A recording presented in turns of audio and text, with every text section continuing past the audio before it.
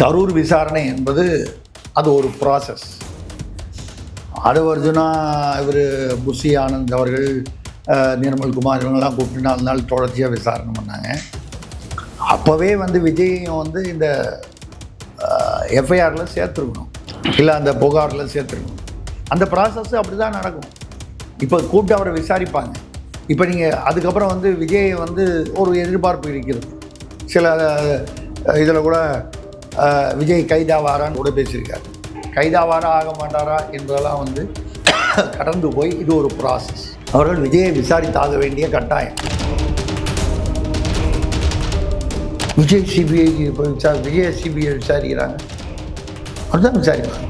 இப்போ ஒரு அர்ஜுனாவோ புஷியோ இல்லை யாரோ ஒருத்தர் விஜய் சொல்லுக்கு கட்டுப்பட்டவர்கள் தானே. பஸ்ஸில் போவேணானேன்னு சொல்கிறாங்க, இல்லை போகலான்றாங்க, இல்லை அவங்க போகலான்றாங்க, இவர் வேணாங்கிறது எதுவும். ஏன் விஜய் விசாரணை கூப்பிட்டாங்க, விஜய் விசாரணை கூப்பிட்டாங்க. நீங்கள் பெரியாரை அவர் நீங்கள் இழிவுபடுத்தி பேசினால், மட்டமாக பேசினால், அதாவது சீமானை நோக்கி நாங்கள் பிரபாகரனை மோசமாக பேசுவோம், விமர்சிப்போம். தைரியம் இருந்தால் அப்படி பேசிய சீமானை விமர்சிக்க வேண்டும். தாவேகாவில் பெண்களும் இருக்கிறார்கள், ஆண்களும் இருக்கிறார்கள். நம்ம ஆண்கள்னு சொல்றது ஆம்பளைங்க மாதிரி இருக்கிறாங்க. ஆம்பளை மாதிரி இருந்துட்டு ஆம்பளை மாதிரி பேசணும். ஏன் இதை சொல்றேன்னா, நீங்க தாவேகால அவ்வளவு தைரியமாக இருந்தால் அவர்கள் என்ன செய்யணும்? என்னங்க நீங்க உங்க தைரியம் தெரியுங்க. தலைவா படம் வரும்போது கடைசியில் அந்த டைம் டு லீட்னு போட்டதை எடுத்துட்டு தானே போய் அந்த காலில் விழுந்து தானே கும்பிட்டு தானே குடநாட்டில் போய் கும்பிட்டு தானே போய் அதை உங்களால் எடுக்க முடிஞ்சுது. அப்புறம் என்னத்துக்கு இப்போ சும்மா பில்டப் கொடுக்குறீங்க? பெரியார் அப்படி பேசினது ரைட்டு தான். பெரியாரை பற்றி சீமான் வைத்த விமர்சனங்களுக்கு எதிர் விமர்சனங்களாக அப்படி பேசியது.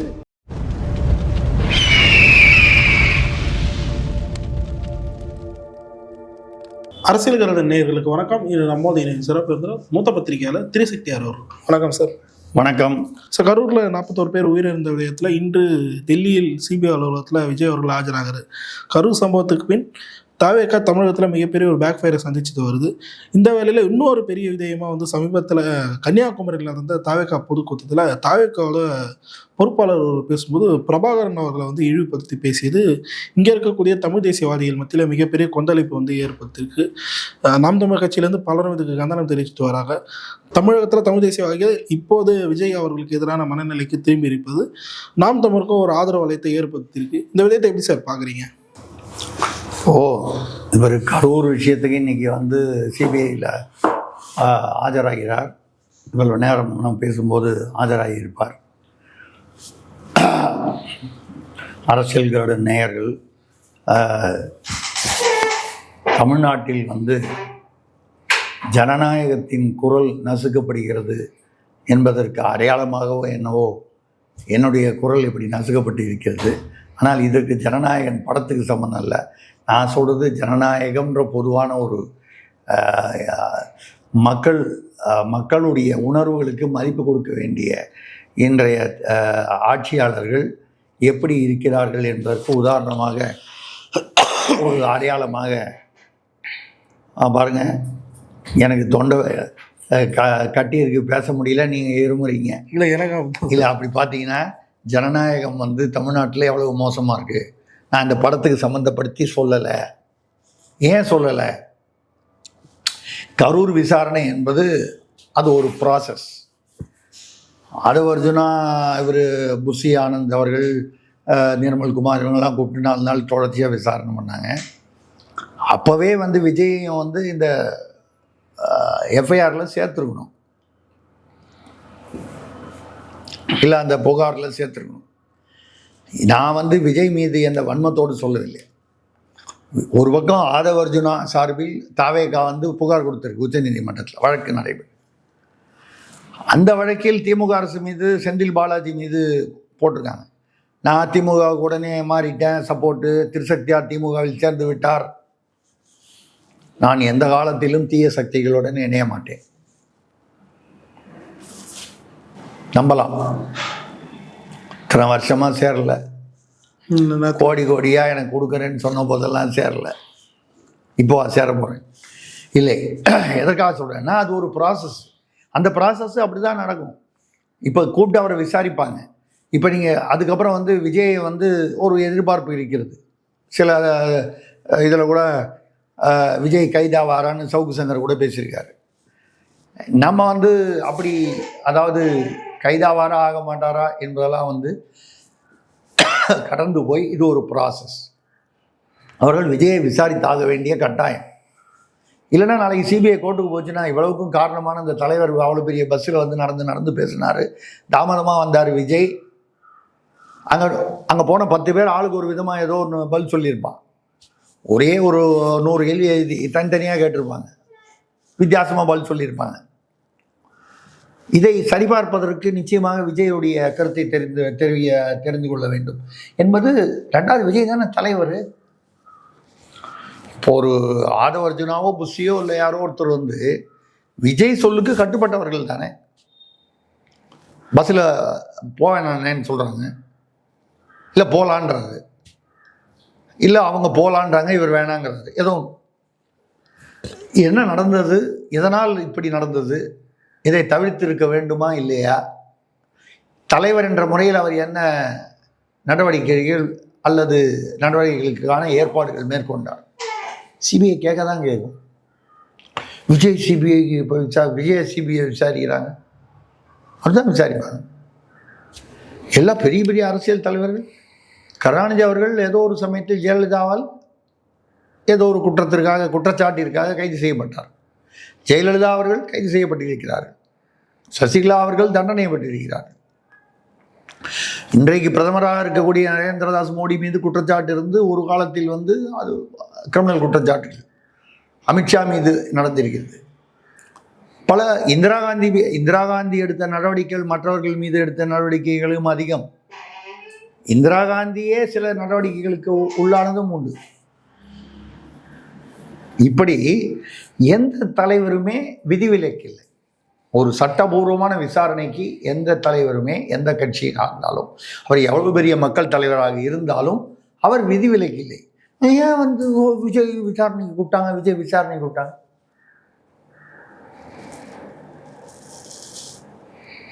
இந்து புராணங்களை பார்த்தீர்களானால் கடவுளே ஆனாலும் வந்து பதில் சொல்லித்தான் ஆகணும்னு புராணத்தில் பல இடங்களில் என்னால் வந்து சொல்ல முடியும். அது சொன்னால் உடனே இந்துத்துவா சங்கீதன்னு சொல்லிடுவீங்க. உங்களை சொல்லலை. இந்த கமெண்ட் பாக்ஸில் வந்து சில பேர் கக்கூஸ் போவான். அந்த மாதிரி ஆட்களை, நேர்மையான விமர்சனங்களை எப்பொழுதுமே வரவேற்கிறோம். சும்மா கெட்ட வார்த்தையில் வந்து ஒரு ஆளை வந்து பிடிக்கல, இல்லை நம்ம சீமானை பிடிக்கல, இவரை பிடிக்கல, அவரை பிடிக்கல அப்படின்றதுக்காக நம்ம இன்னைக்கு சீமான் 4 விஷயம் நல்ல விஷயம் பண்ணுறாருன்னா சப்போர்ட் பண்ணுவோம். சீமான் ஒரு தவறு செய்தால் சுட்டி காட்டுவோம். இதுதான் நம்மளுடைய மீடியாவுடைய பண்பு, மீடியாவுடைய ரோல். இந்த நீங்கள் கேட்டீங்க, அவர் பிரபாகரன் அவர்களை பற்றி தவறாக பேசியிருக்கிறார்கள். தவிர்க்க பொதுக்கூட்டம் கன்னியாகுமரியில் தேவையில்லாத ஒன்று. யாரையும் நீங்கள் வந்து இணைத்து பேசுவது. நீங்கள் பெரியாரை வந்து அவர் வந்து நீங்கள் இழிவுபடுத்தி பேசினால், மட்டமாக பேசினால், அதாவது சீமானை நோக்கி சொல்லி, நாங்கள் பிரபாகரனை மோசமாக பேசுவோம், விமர்சிப்போம். தைரியம் இருந்தால் அப்படி பேசிய சீமானை விமர்சிக்க வேண்டும். தாவேகாவில்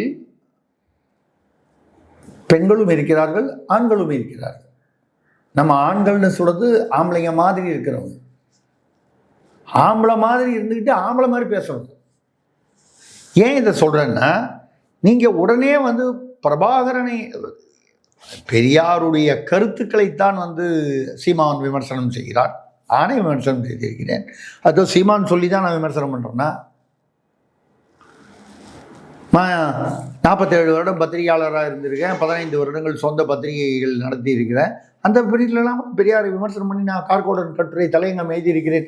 இன்றும் அரசியல் கருத்தில் படிக்கிறவங்களும் நான் வந்து கார்கோடன் தலையங்க தமிழக அரசியல் பத்திரிகையுடைய ரசிகர் நான் ரெகுலராக வாங்குவேன், கார்கோட தலையங்கம் படிப்பேன்னு சொல்கிறவங்க இருக்காங்க.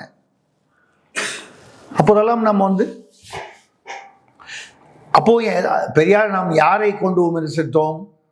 முரசொலியில் திமுக வந்து பெரியாரை இவ்வளவு மோசமாக விமர்சனம் செய்திருக்கிறது. அப்படி இருக்கும்போது இன்னைக்கு ஏன் கொண்டாடுறாங்க அப்படின்ற கேள்வியும் சமநிலையில் இருந்து கேட்டிருக்கிறோம். ஏன் இப்போ ஈழத்தமிழர்கள் அவர் எந்த தலைவராக இருந்தாலும் அவர்கள் வந்து சாத்தாங்குடியில் வந்து சிறுவர்கள் வந்து உயிர் போவதற்கு காரணமாக இருந்தார்.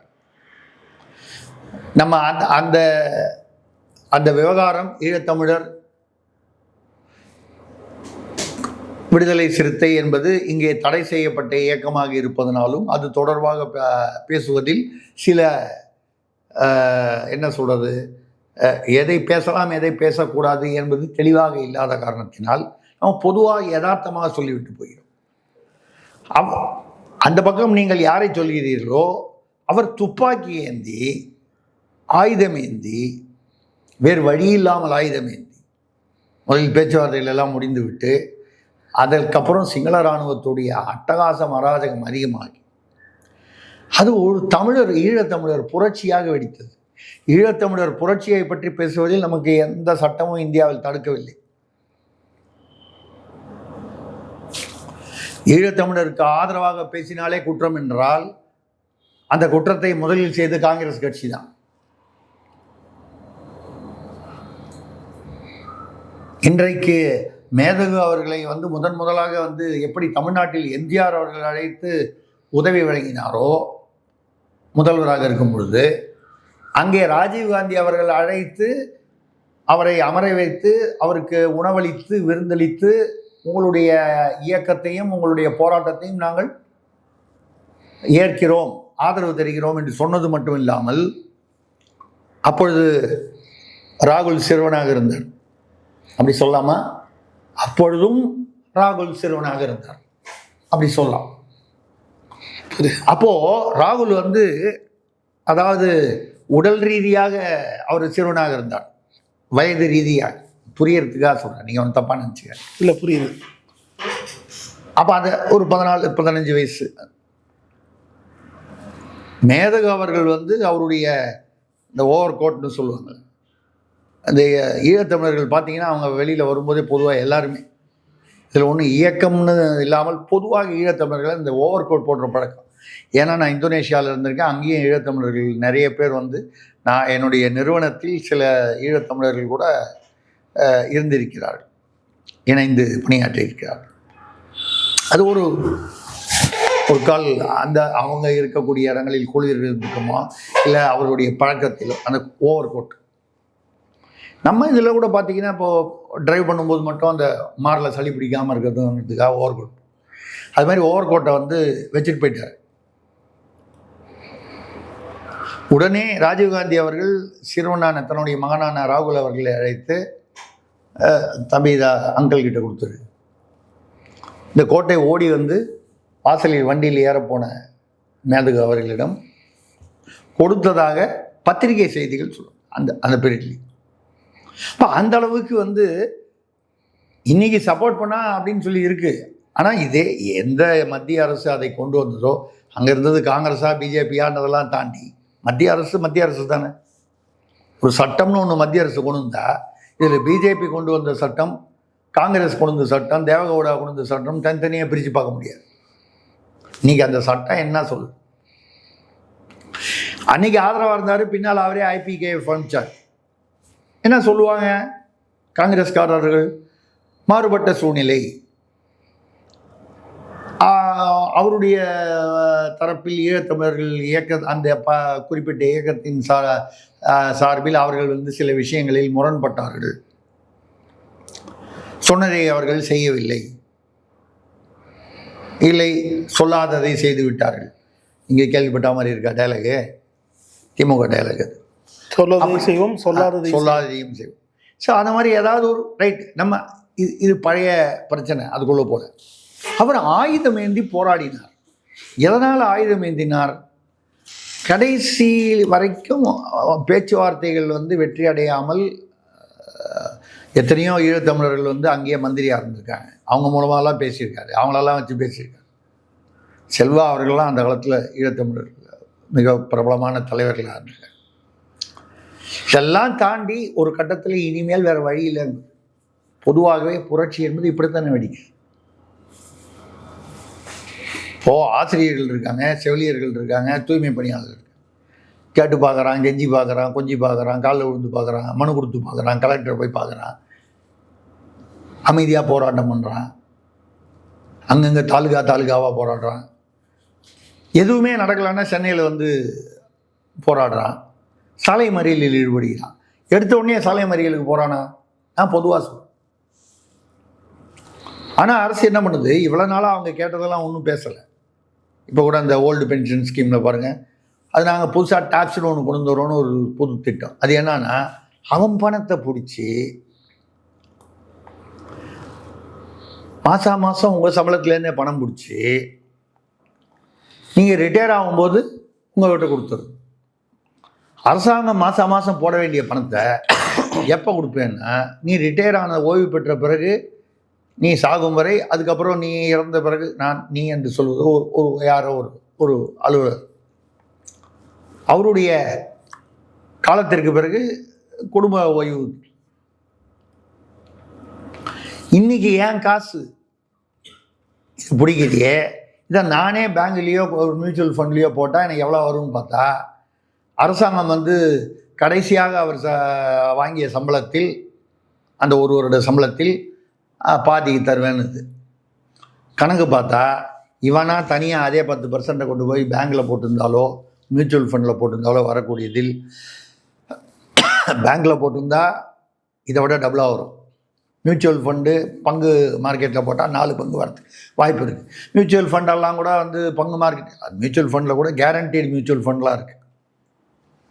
பணம் உங்களுக்கு லாஸ் ஆகாத வரையில் வரக்கூடியது, குறைந்த லாபம் கிடைக்கும், ஆனால் லாஸ் முதல் வந்து முதலுக்கு மோசம் இல்லாமல் இருக்கும். அப்படிப்பட்ட ஒரு இது இருக்கும் பொழுது நீங்கள் அதெல்லாம் கொண்டு வந்திருக்கீங்க. இப்போ எதுக்காக இதை சொல்கிறோன்னா, பெரியாரை நீங்கள் சொன்னால் நம்ம அந்த சப்ஜெக்டுக்கு வந்துடுவோம். இப்போ இவங்க வந்து எதுக்காகனா சொன்னதையும் செய்வோம் சொல்லாததையும் செய்வோம்னு சொல்கிறாங்க. இன்றைக்கி இதெல்லாம் வந்து கடைசியில் ஆட்சி முடிகிறதுக்கு 1 மாதம் முன்னால் 20 லட்சம் கணினி கொடுக்குறாங்கன்றாங்க. கொடுத்துட்டாங்க 20 லட்சம் முழுசாக கொடுக்கல. பிப்ரவரி மாத கடைசியில், பிப்ரவரி 28 அன்று தான் 20 லட்சம் கம்ப்ளீட் ஆகும்னு அரசு தரப்பிலிருந்து தகவல்கள். 10 லட்சம் கொடுத்துருக்கிறதா சொல்கிறாங்க. ஏதோ சில லட்சங்கள் கொடுத்திருக்கிறார்கள். அதுவும் வந்து ஐயா கருணாநிதி அவர்கள் ஸ்டாலின் படம் போட்டு கொடுத்துருக்காங்க. அதையே ரிமூவ் பண்ணுறாங்க பெட்ரோல். அது எல்லாரும் வச்சு அழிக்கிறாங்க. இதுலேருந்து மக்களுக்கு தெரியலையா? கம்ப்யூட்டர்லேருந்து லேப்டாப்லேருந்து உங்கள் படங்களை அழிக்கும் மாணவர்கள், மக்கள், அது கூட அந்த மாணவன் வந்து ரொம்ப சின்ன பையன்லாம் இல்லை. நீங்கள் கொடுக்குறது வந்து அதிமுக ஆட்சியில் இருக்கும்போது ஜெயலலிதா அவர்கள் கொடுத்த பொழுது அது வந்து 10வது 12வது படித்தவங்களுக்கு கொடுத்தாங்க. இப்போ 3ஆம் ஆண்டு மருத்துவக் கல்லூரியாக இருந்தாலும் சரி, இன்ஜினியரிங்காக இருந்தாலும் சரி, கலைக்கல்லூரியாக இருந்தாலும் 3ஆம் ஆண்டு. கிட்டத்தட்ட பாதி பேர் இந்த சாதாரண கல்லூரியில் படிக்கிறோம். அடுத்த வருஷம் வேலைக்கு போகணும். இது முடித்தா வேலை தேடணும். இன்ஜினியரிங்க மருத்துவக் கல்லூரினா இன்னும் 2-3 வருஷம் படிக்கணும். இப்போ கொண்டாந்து கொடுக்குறீங்க அவனுக்கு. இவ்வளோ நாள் அவன் லேப்டாப்பை யூஸ் பண்ணியிருக்க மாட்டானா?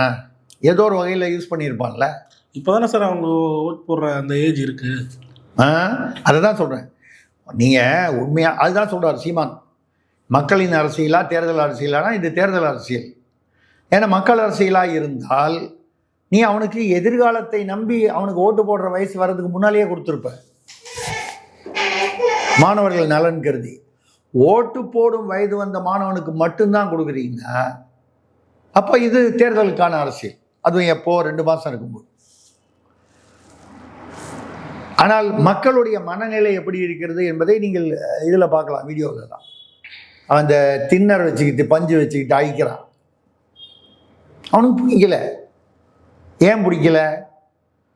நீ லேப்டாப் கொடுக்குற எண்ணம் வந்து தேர்தல் அரசியலுக்காக தான் கொடுக்குறாங்க இவங்க அப்படிங்கிறது புரிஞ்சுக்கிற அளவுக்கு அவனுக்கு வயசாகிடுச்சு. எப்போ ஓட்டு போட வயசுன்னு சொல்லி நீங்கள் ஒரு வயசு வச்சிங்களோ அப்போவே அவனுக்கு நம்மளை இலவசங்களை காட்டி கடைசி நிமிடத்தில் ஏமாற்றுகிறார்கள் என்பதை அவன் அறிந்திருப்பதால் தான் அதை அழிக்கிறான். ரெண்டாவது அவன் என்னவா நினைக்கிறான், இதுவே நீங்கள் அந்த இடத்துல ஒரு காந்தியோ காமராசர் படத்தையோ போடுங்க, ஐப்பானான்னு பாருங்க. நான் பொதுவாக பேசுகிறேன். காந்தி காமராஜர் காங்கிரஸ் என்று அந்த அர்த்தத்தில் பேசலாம். காமராஜர் எல்லாராலும் ஏற்றுக்கொள்ளப்பட்ட தலைவர், காந்தி தேச தலைவர். போடுங்க, ஐப்பானான்னு பாருங்க. அழிக்க மாட்டான்.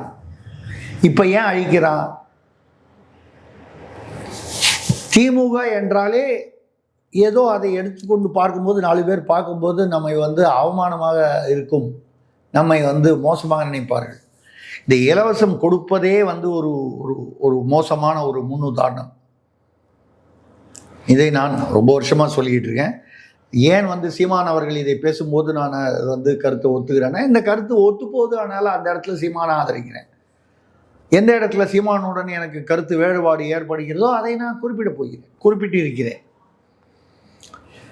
அந்த மாணவன் அவன் ஓட்டு போடுற வயசு வந்துருச்சு, வரல, அவன் அதை அழிக்கிறான்னா அவனை ஏன்னா இது இலவசம். நீங்கள் வேலை பஸ்ஸில் ஓசி பஸ்ஸு அப்படின்னு சொல்லி காட்டுறது, அவர்கள் பணத்தில் இருந்து எடுத்து கொடுத்துட்டு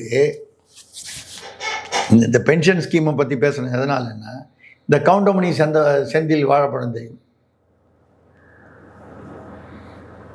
நான் ஒன்று 2 வாழைப்பழம் சொன்னேன்னா, ஒரு வாழைப்பழம் எங்கே இருக்கா, இன்னொரு வாழைப்பழம் எங்கே, அதானே இது. ஒரு வாழைப்பழம் ஏதோ இருக்குது, வாங்கிட்டு வந்துட்டேன். நான் 2 வாங்கிட்டு வர சொன்னேன்ல, ஆமாண்ணே வாங்கிட்டு வந்தியா, வாங்கிட்டு வந்தேண்ணே. ஒன்று இதோ இருக்குது, இன்னொன்று எங்கே இருக்குது, இதாங்க அந்த இன்னொன்று. கேட்கும்போது காமெடியாக இருக்கும், ஆனால் கேனத்தனமான ஒரு விஷயம். அது ஒரு வித்தியாசமான காமெடி. அதே மாதிரி தான் அவன் பணத்தை வாங்கி அவனுக்கே அதுவும் அவ்வளோ வருஷம் வச்சிருந்து திருப்பி கொடுக்கறதுக்கு நீங்கள் யார்? இப்படி ஒரு ஏமாற்று திட்டம். இந்த மாதிரி இருக்கும் பொழுது இப்போ தாவேகா நீங்கள் பேசின அந்த சப்ஜெக்டில் வந்துருவோம். ஏன் நீங்கள் தைரியம் இருந்தால் அதை விமர்சனம் செய்த சீமானை எதிர் விமர்சனம் செய்யுங்கள். பெரியார் அப்படி பேசினது ரைட்டு தான். பெரியாரை பற்றி சீமான் வைத்த விமர்சனங்களுக்கு எதிர் விமர்சனங்களாக அப்படி பேசியது சரிதான். ஒரே ஒரு சின்ன உதாரணம் சொல்றேன். 4 ஜாதிகாரங்கிட்ட நீங்கள் ஜாக்கிரதையாக இருக்கணும். நான் சொல்றதெல்லாம் பெரியார் 1963 நினைக்கிறேன், விடுதலை குடியரசு பத்திரிகைகளில் வெளியே வந்துருச்சு. ஒன்றும் பிராமணங்கிட்ட அவர் எப்போவுமே அந்த பிராமண எதிர்ப்பு. ஆனால் அவர் போய் தங்குறதெல்லாம் ஈரோடு கோபிச்செட்டிப்பாளையம் அவர் லட்சுமண ஐயர் வீட்டில் போய் தங்குவார், சாப்பிடுவார். அடுத்த தெருவில் போய் பாப்பான்னு ஒழிக, பார்வணியம் ஒழிகன்னு திட்டுட்டு திரும்பி எனக்கு நீங்கள் தான் ஃபஸ்ட் கிளாஸாக மைசூர் போண்டா போட்டு கொடுப்பீங்க, வாழைக்காய் பஜ்ஜி போட்டு கொடுப்பீங்க, இஞ்சி டீ போட்டு கொடுப்பீங்க அப்படின்னு சொல்லி மாமிகிட்ட கேட்டு வாங்குவார். இது எந்த விதமான கொள்கை?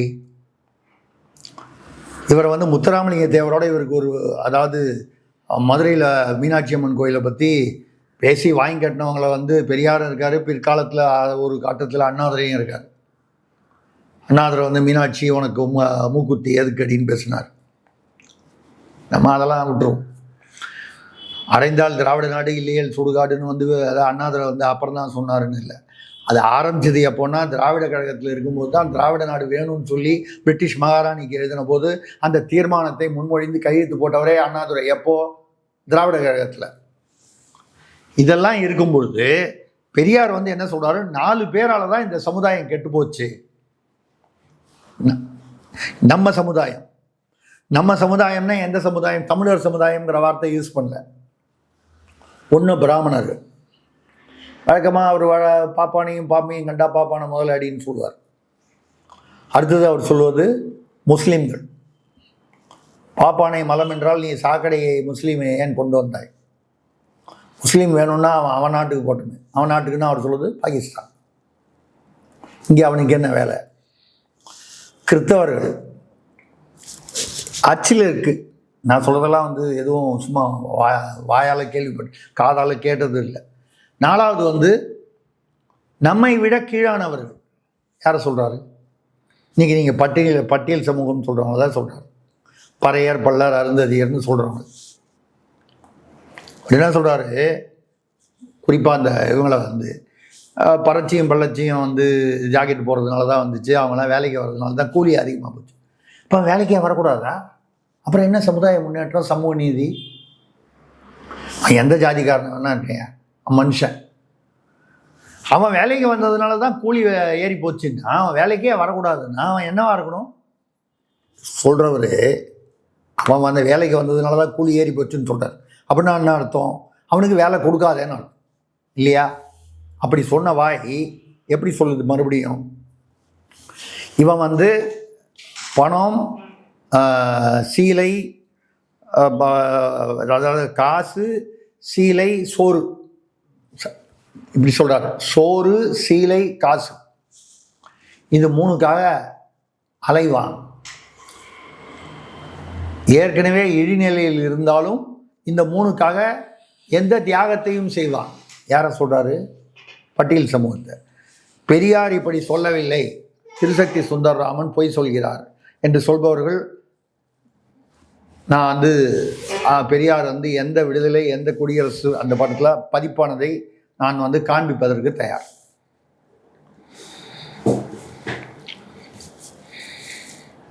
இது வேற யாரும் ஆணைமுத்து எழுதினாரு, சாமி சிதம்பரனார் எழுதினார்லாம் சொல்ல, பெரியாரே எழுதின வந்து கட்டுரை தலைநகத்தில் சொல்லியிருக்காரு. இவங்க 4 பேர் தான் வந்து நம்ம சமுதாயத்துக்கு, இவர்களால் தான் நம்ம சமுதாயத்துக்கு ஆபத்து. அப்ப நம்ம சமுதாயன்றது யார்? முஸ்லீம் தமிழர் இல்லை அப்படின்னா, பார்ப்பான் தமிழர் இல்லை, கிறித்தவன், தமிழ்நாட்டில் பிறந்த கிறித்தவன் தமிழர் இல்லை. யாரை பொறுத்த வரைக்கும்? ஈவேராவை பொறுத்த வரைக்கும். அப்புறம் பட்டியல் சமூகம் என்ற, அட்டவணை சமூகம் என்று நாம் சொல்லக்கூடிய அந்த காலத்தில் தலித்துன்னு சொல்லுவோம், ஹரிஜன்னு சொல்லுவோம். இவர்களும் நம்ம சமுதாயத்திற்கு எதிரானவர்கள். அப்ப இந்த நம்ம சமுதாயன்றது யாரு?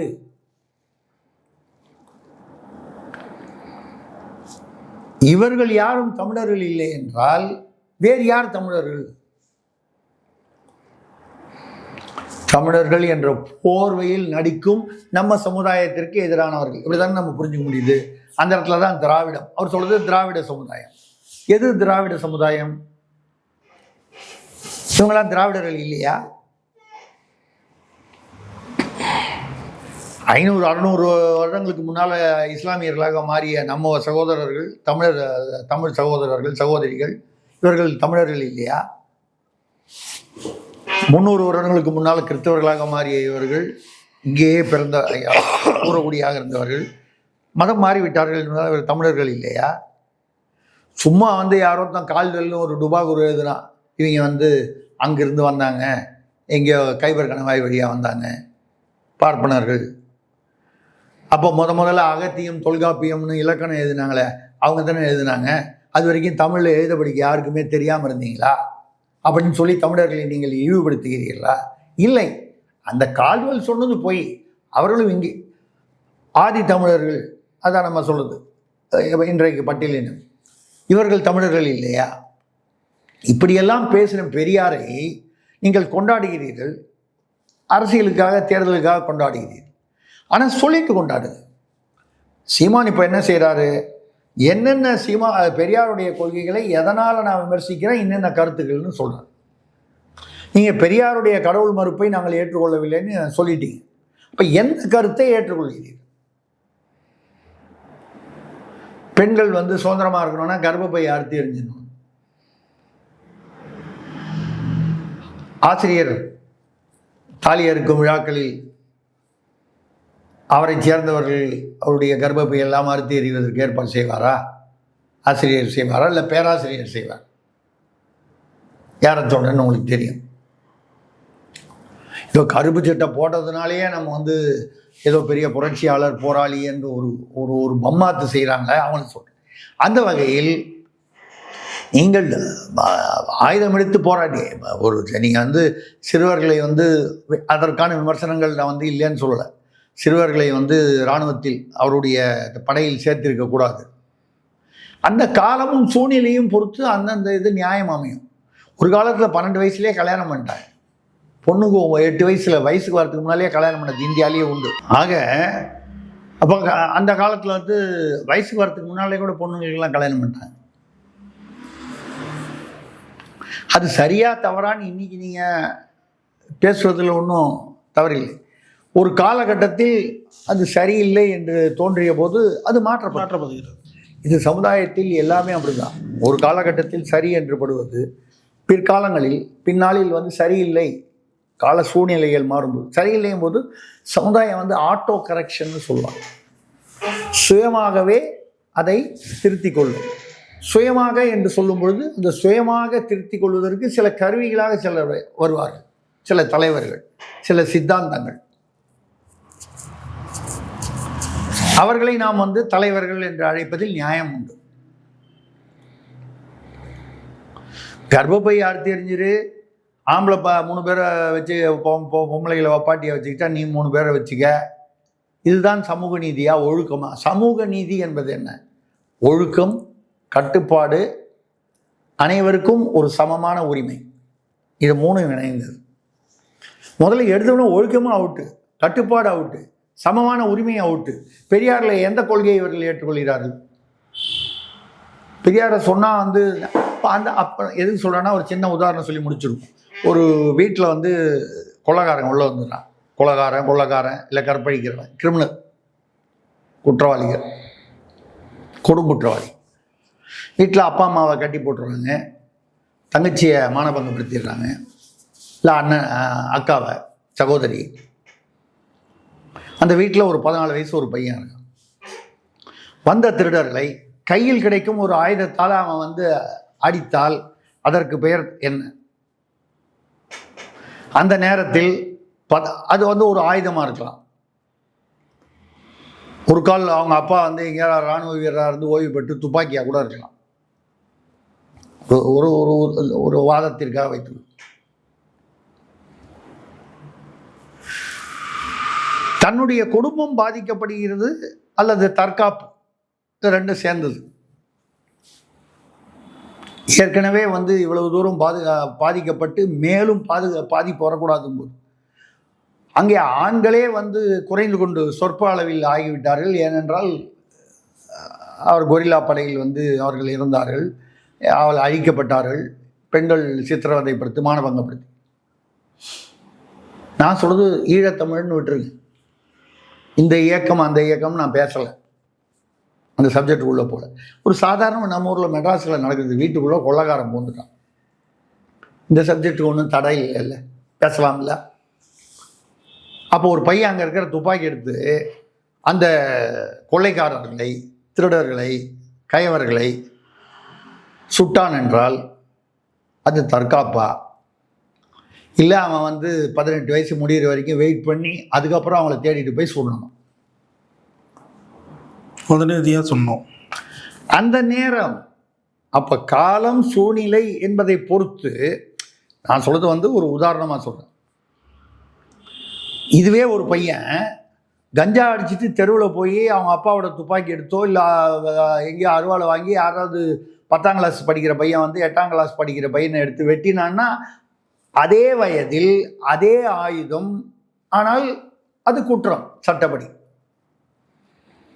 வயதாதான், ஆயுதமும் அதே தான் வச்சு. அப்போ எது முடிவு பண்ணுது?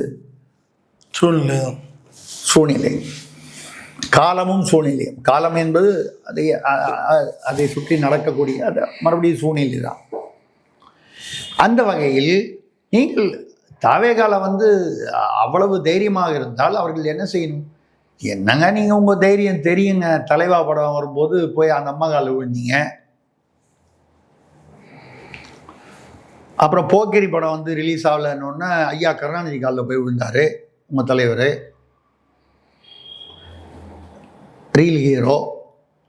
அதுக்கப்புறம் மாஸ்டர் படம் வந்தபோது ரிலீஸ் ஆகலைன்னொன்னே எடப்பாடி கிட்ட போய் விழுந்தார். இன்னைக்கு இவ்வளோ கதறாங்கல்ல. அன்னைக்கு எம்ஜிஆர் அவர்கள் இருக்கும்போது உலகம் சுற்றும் வாலிபனுக்கு வந்து இப்போ பெரிய ஆச்சரியம் இல்லைன்னா திமுக பேசுது ஜனநாயகனுக்கு தடை விதித்ததை பற்றி. புலக சுற்றுவாளி எங்கேயுமே ரிலீஸ் ஆகாமல் வந்து ஐயா கருணாநிதி அவர்கள் செய்தார்களே. தியேட்டருக்கெலாம் வந்து ஒரு ரிலீஸ் பண்ணிங்கன்னா நாளைக்கு தகராறு வரும்னு சொன்னார். அதற்காக வந்து போஸ்டர் ஒட்டுகிறார்கள் என்பதற்காக போஸ்டர் வரி உயர்த்தினாரே. எம்ஜிஆர் என்ன பண்ணார்? கில்லாடியா, போஸ்டர் தானே ஓட்டக்கூடாது, ஸ்டிக்கராக போட்டு வீட்டிலலாம் அங்கங்கே ஒட்டிட்டார். எல்லா தேட்டருக்கும் வந்து ரிலீஸ் பண்ணுங்கள், ஏதாவது வந்து உங்களுக்கு டேமேஜ் ஆச்சுன்னு சொன்னால் நான் பர்சனலாக பணம் தர்றேன்.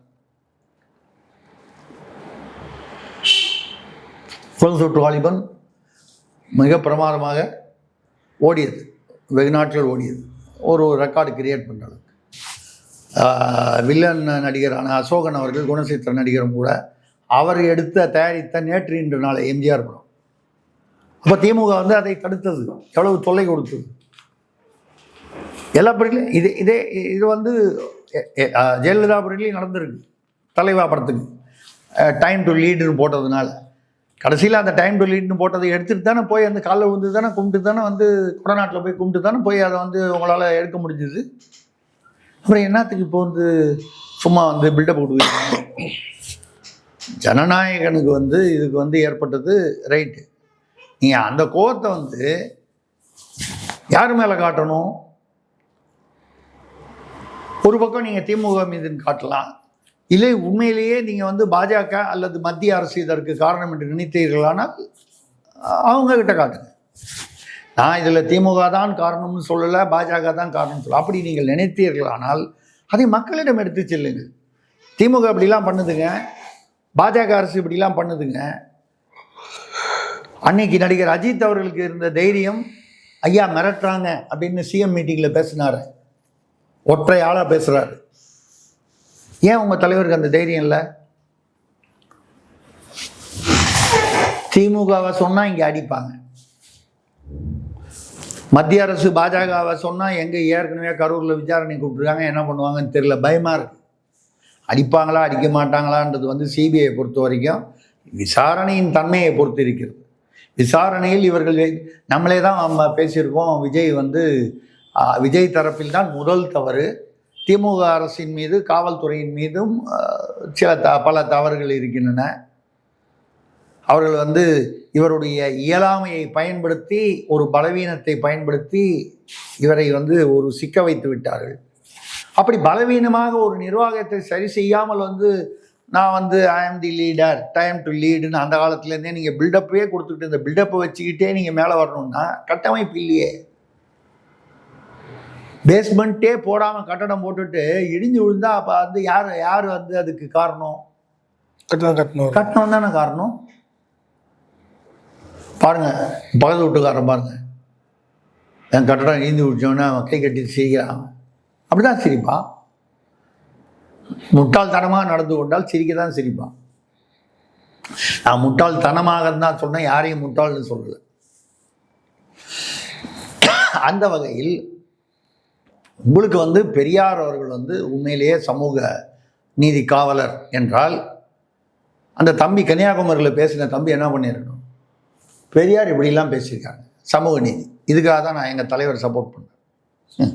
முதல்ல தலைவருக்கே என்ன புரிஞ்சுதுன்னு தெரியல. அதுக்கப்புறம் கீழே உள்ள தமிழ்நாட்டில் எவ்வளோ சீட்டு ஜெயிப்பீங்கன்னா ஒருத்தன் 267ன்றான், ஒருத்தன் 30ங்கிறான், ஒருத்தன் 4ங்கிறான். இந்த 5 பேரில் யாரை தெரியும்னு அம்பேத்கரை காமிச்சு கேட்டால் தெரியலங்க. அவர் விட்டுருங்க, எனக்கு இவரை மட்டும்தான் தெரியும். ஆமாம், எனக்கு இவர் மட்டும்தான், விஜய் அண்ணன் மட்டும்தான் தெரியும். பெரியாரை வந்து காமிச்சு இவர் தெரியுன்றான். அவர் பேர் என்னன்னு கேட்டால் தெரியாதுங்கிறான்.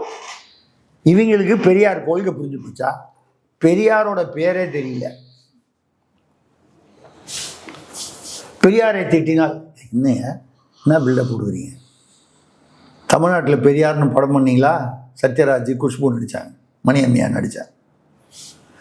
அது ஆந்திராவில் ரிலீஸ் பண்ணும்போது ஏங்க பெரியார்னு பேர் போடல? ஈவே ராமசாமி நாயக்கர் என்ற பெயரில் படத்தை மாற்றியதற்கு என்ன காரணம்? ஏன் அங்கே பெரியார்னா ஒத்துக்க மாட்டான். தமிழ்நாட்டில் இருக்கிற தமிழர்கள்லாம் கேன பயிலுவான்னு நினச்சிக்கிட்டு இவன் எதுவும் சொன்னாலும் ஒத்துப்பான். இந்த கிரி படத்தில் வடிவேலு சொல்லுவார், ரொம்ப நல்லவேன்னு நினச்சாங்க, மூத்திர சந்தையில் கூப்பிட்டு போய் அடித்தானுங்க, ஆட்டோவில் கூப்பிட்டு போய் அடித்தானுங்க, எவ்வளோ அடி வாங்கினாலும் வாங்கிக்கிறான்டா இவன், ரொம்ப நல்லவன் அப்படி நினச்சிட்டீங்களா தமிழ்நாட்டை? தமிழர்கள், நான் சொல்கிறது அசல் தமிழர்கள். அங்கே போகும்போது பெரியார்னு வைக்கிற தைரியம் ஏன் இல்லை? இவே ராமசாமி நாயக்கர்னு வச்சா அப்போ அங்கே எடுபடும்னா நீங்கள் அரசியலையும் சாதியையும் என்ன செய்கிறீர்கள்? வியாபாரமாக செய்கிறீர்கள். இங்கே பெரியார்னா வியாபாரம், அங்கே நாயக்கர்னு சொல்லி அவன் நானும் தெலுங்கு நீயும் தெலுங்குன்னு சொன்னால் அங்கே வியாபாரம். வியாபாரிகளிடம் ஆட்சியை கொடுத்து விட்டு இந்த தமிழ்நாடு வந்து மௌனமாக அழுது கொண்டிருக்கிறது. இந்த மௌனத்தை கலைத்து விட்டு என்று மக்கள் ஆயுதத்தை கையில் எடுக்கிறார்களோ, நான் சொல்வது வன்முறை ஆயுதத்தை இல்லை, ஒரு விரல் ஆயுதத்தை, அந்த ஒரு விரல் ஆயுதத்தை என்று சரியாக பிரயோகிக்கிறார்களோ அன்றுதான் தமிழ்நாட்டிற்கு தீர்வு வரும். ஓகே சார், பல்லர்களை தெரிவாக நன்றி. நன்றி, வணக்கம்.